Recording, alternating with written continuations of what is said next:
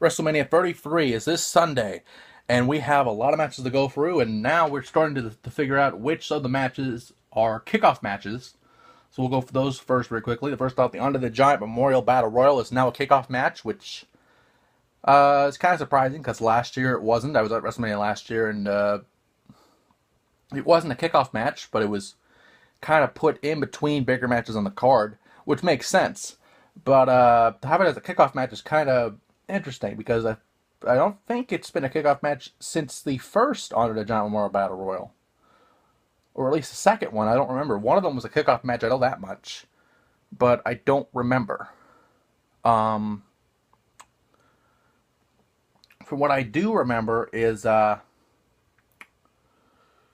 last year Baron Corbin won it. So let's just go over the full field for right now, and let's see what's going on. First off, let's try to remember who people we've already talked about. Let's go over all of them just to be safe. First off, Sami Zayn won his opportunity by defeating Kevin Owens in a no disqualification match. Out of the current field so far, Sami has a chance of winning it, but I don't know, depending on who else is in the match. Like, I'm looking at this field right now, I can have maybe 2 or 3 potential winners in this match, and Sami could be one of them. Next off, the favorite, in my opinion, Braun Strowman, a man who desperately needs this win. I mean, he lost to Roman Reigns at Fastlane, and if you're trying to build Braun like a monster that he is, you need to have him win the Battle Royal. It's really that simple.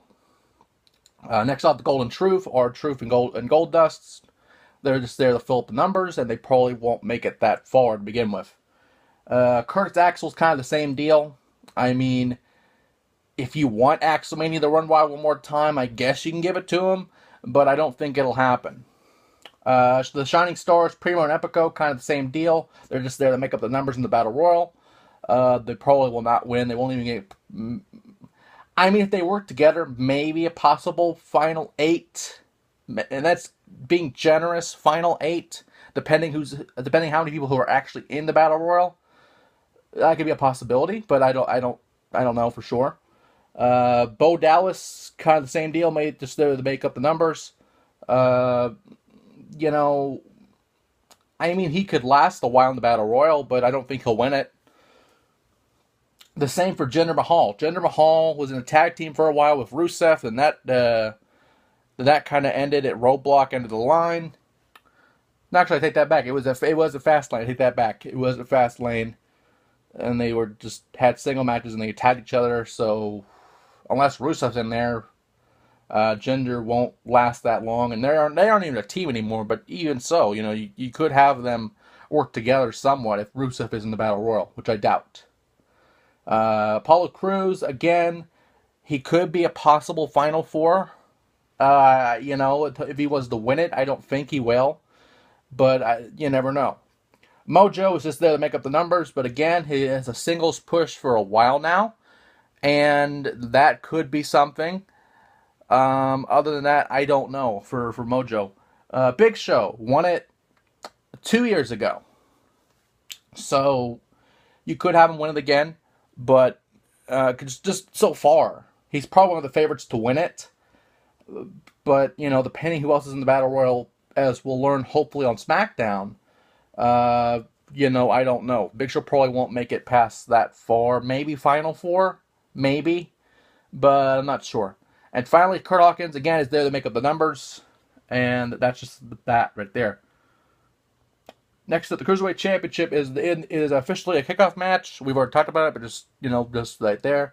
Neville defends against Austin Aries. Again, it is Aries' night. Aries will probably win the title, but, I wouldn't be surprised if Neville retains.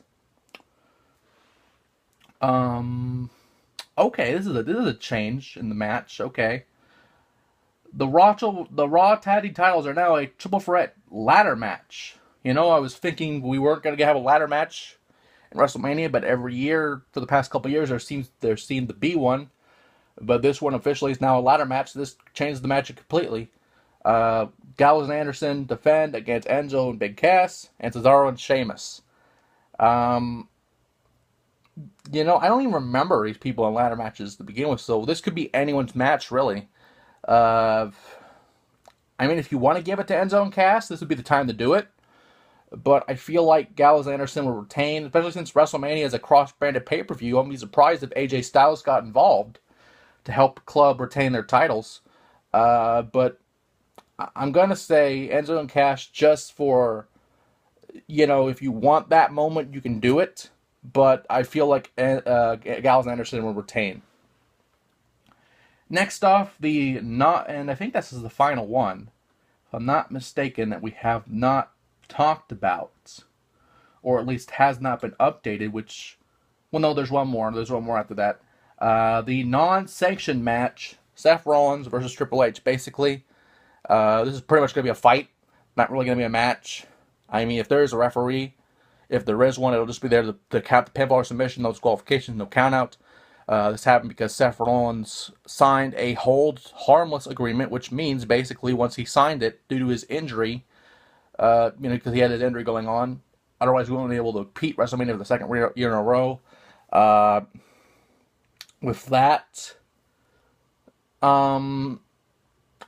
basically what that means is, if I remember correctly, he can't sue Triple H if anything happens to him. He can't sue Stephanie McMahon. He can't sue the McMahon family. He can't even sue the WWE. If anything happens to Rollins in this match, if he somehow has a career-ending injury, or that knee is worsened by any way, shape, or form, he cannot sue the company or anyone in the company for unsafe work environment or anything like that. So this match is pretty much unsanctioned, so it'll be a fight. And I feel like it'll be the fight that Seth Rollins will win, just based on, this is basically his redemption angle. This is basically his redemption story. And I feel like that with this, Rollins will need to win more than Triple H needs it. It's going to be a fight. It's going to be good. And finally, we've talked about this one before, but there's been a change, somewhat. As John Cena and Nikki Bella face Miz and Maryse, but the special guest ring announcer is from the Today Show, the Weatherman, Al Roker.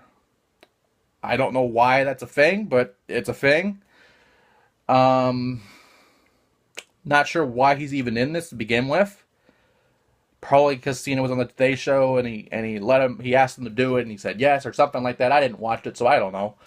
All I know is he's a ring announcer for the match. It's kind of ridiculous. But again, it's kind of the same outcome. Cena and Nikki will win. And there's been a lot of rumors if Nikki will be proposed on by Cena and they'll get married. I don't know. That's been the rumor nowadays, and if that does happen, that'll be a happy ending for them. Nikki might retire after that. I don't know. There's rumors of this being Nikki's retirement match. I don't know for sure. But that's kind of the direction a lot of people have been going with this. But regardless of what happens, WrestleMania is this Sunday, and we'll have one more after this because, we'll probably have some people in the Battle Royal for SmackDown, so we'll just have that as a little update for you guys.